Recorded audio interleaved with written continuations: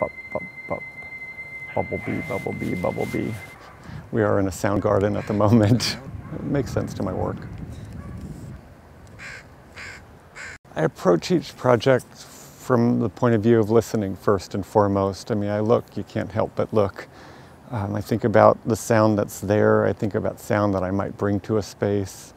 I think about the cultural context. I think about events, and particularly with public events or public sculptures, I think about sounds that will work with my own interests, but also speak to a larger audience. I try not to think of projects that are going to be inaccessible to someone who doesn't connect to my background.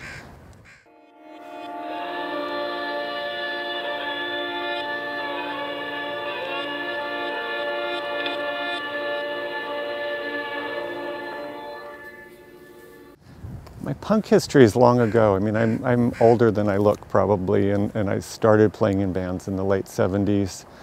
But I will say that I never was a great musician, which punk allowed me to be okay with.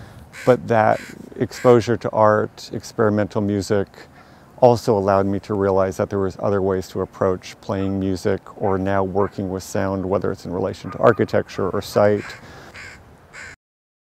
I grew up in New York. I lived in New York for the first 39 years of my life.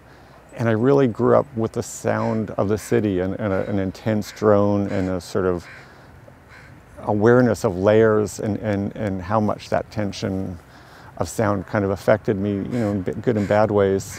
I moved to Virginia 10 years ago, and that started to open up more of a wider landscape, I would say.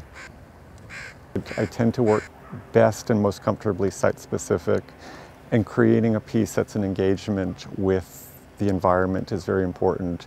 A sound that finds its place or amplifies what's going on in the space. It makes people think and feel differently because of what they're hearing.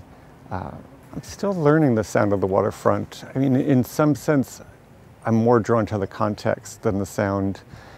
In terms of the visitors who come to the piece on the waterfront, I'm hoping that they discover it as a kind of surprise or as a treasure or something that they know about and that they want to return to. I'm hoping that it's variable enough that it stays interesting. I'm hoping that it's subtle enough that it doesn't interfere. If somebody wants to sit there and have their lunch, that it's not screaming for attention, but that if they quiet down and pay attention, that it might really enhance their experience or even change the way that what they're hearing changes what they're seeing.